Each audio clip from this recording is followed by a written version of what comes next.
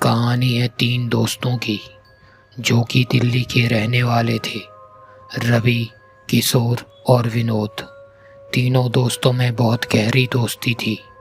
वे तीनों दोस्त कहीं भी जाते साथ में जाते। एक रात की बात है, तीनों दोस्त रवि, किशोर और विनोद बाइक से घर जा रहे थे। तभी उनके सामने से अचानक से एक लड़की दुल्हन के कपड़ों में उनके पास दौड़ते हुए आ रही थी। विनोद जो बाइक चला रहा था, उसने बाइक को रोककर उस लड़की से पूछा, तुम कौन हो और इतनी रात में क्या कर रही हो? वे लड़की रोते हुए बोलती है, मेरा नाम कमला है और मैं रास्ता भटक चुकी हूँ। प्लीज मेरी कोई मदद करो, मदद करो। वे लड़की ऐसा बोल रही थी। तीनों दोस्तों को कुछ समझ नहीं आ रहा था कि ये लड़की इतनी रात को यहाँ कैसे आ सकती है, और यहाँ तो कोई भी नहीं है। तीनों दोस्तों ने फैसला किया कि वे इस लड़की को अपने साथ ले जाएंगे और वे चारों मिलकर घर की ओर जाने लगे। और एक जगह रुककर तीनों दोस्तों ने फैसला किया कि इस लड़की का क्या करना है। रवि बोलता है, भाई देखो, मेरे घर में तो सब लोग रहते हैं, तो इस लड़की को मैं नहीं लेके जा सकता। तुम ही लोग देखो क्या करना है। किशोर ने भी कहा, हाँ यार, मेरे घर में भी तो नहीं बनेगा, मेरे घर में भी सब लोग हैं। रवि और किशोर दोनों दोस्त विनोद से बोलते हैं, भाई तो इसे अपने साथ ले जा, वैसे भी हम इसे घर नहीं ले जा सकते और अकेला भी यहाँ छोड़ नहीं सकते। एक ही तो रात की बात है।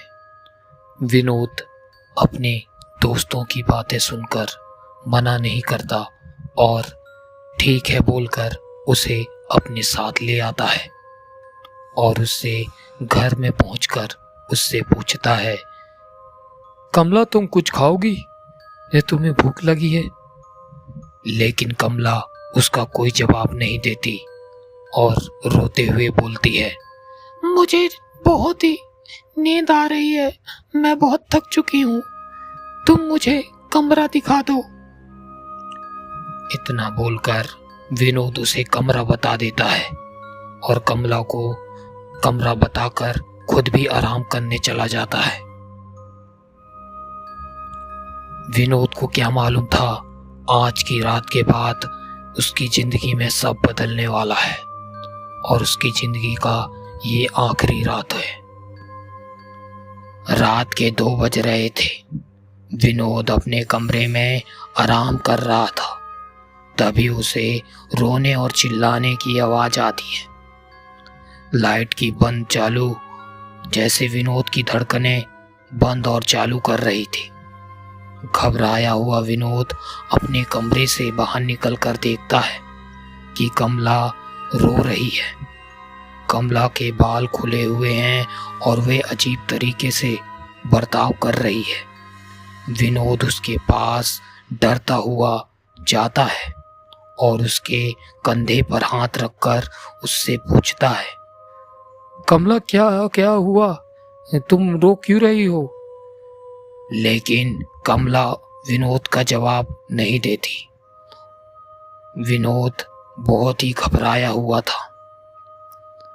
फिर भी हिम्मत करके विनोद ने एक बार और कमला से पूछने की हिम्मत की, कमला, कमला बोलो ना, क्या क्या क्या हुआ?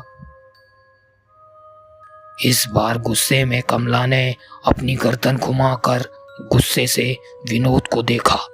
जैसे ही कमला ने विनोद को देखा, कमला को ऐसा देख विनोद बहुत ही ज्यादा घबरा जाता है और वहां से भागने लगता है और अपने घर से बाहर निकलकर अपने दोस्तों और रवि और किशन को कॉल करता है और उनसे बोलता है, यार ये मुझे बचा लो, कमला मुझे मार देगी, कमला मुझे मार देगी, कमला इंसान नहीं है, चुड़ैल है, चुड़ैल है। रवि और किशोर ने विनोद से कहा, तू घबरा मत मेरे भाई, मैं आ रहे हैं, तुझे कुछ नहीं होगा। बस इतना ही बोलते ही कॉल कट जाती है। रवि और किशोर जब विनोद के घर पहुंचते हैं तो वे कुछ ऐसा देखते हैं जिसे देख दोनों दोस्तों की चीखें निकल जाती हैं। वे क्या देखते हैं, कमला विनोद के शरीर को नोच नोच कर खा रही है। दोनों दोस्त रोते घबराते हुए अपनी जान बचाते वहां से भाग जाते हैं। रवि और किशोर ने फैसला किया कि इस बारे में हम किसी को नहीं बताएंगे। रवि और किशोर अपने अपने घर चले जाते हैं। रवि घबराता हुआ घर पहुंचकर जल्दी जल्दी अपने कमरे में जाता है और फूट फूट कर रोता है और रोते रोते वह सो जाता है। रवि जब सुबह उठता है तो उसके किशोर के घर से कॉल आता है कि किशोर कल रात से घर नहीं आया है। रवि अब और भी घबरा चुका था। रवि अपने दोस्त किशोर को ढूंढने घर से बाहर निकलता है। रवि बाइक से जा रहा होता है, तभी उसे किशोर के फोन से कॉल आता है। रवि बहुत खुश होता है कि उसका दोस्त जिंदा है। किशोर फोन में रवि से बोलता है, भाई तू कहाँ है? तुझे कुछ बताना है, जल्दी से वहां आ जा जहां से हम कमला को लाए थे।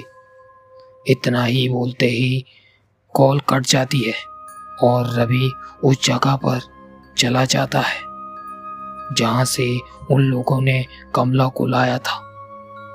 रवि वहां पहुंचकर देखता है कि किशोर की लाश रोड के किनारे पड़ी है। इस मंजर को देख रवि बोलता है, ये क्या हो गया मेरे दोस्त किशोर तुझे? इतना बोलकर फूट फूट कर रो रहा होता है। तभी एक बाबा उसके पास आकर बोलते हैं, वो तुझे भी मार डालेगी। अपनी जान बचाना है तो उस लाल साड़ी को जलाना होगा, तभी तेरी जान बच सकती है। लेकिन काम उतना आसान नहीं है जितना तुझे समझ आ रहा है। बाबा की बात सुनकर रवि बोलता है, मैं मरना नहीं चाहता, मेरी मदद करो बाबा जी, मेरी मदद करो। आप जैसा बोलोगे मैं वैसा करने के लिए तैयार हूँ।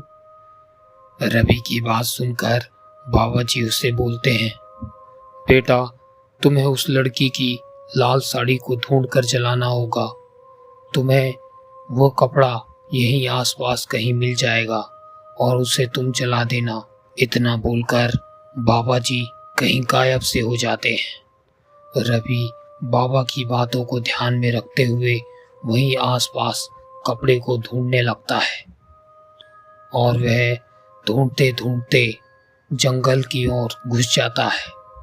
बहुत ढूंढने पर उसे एक पेड़ के नीचे एक लाल साड़ी लटकी हुई दिखती है। जैसे ही रवि उस लाल कपड़े को उठाने जाता है, वैसे ही कमला वहां आ जाती है और उस पर हमला कर देती है और रवि को भी मार डालती है।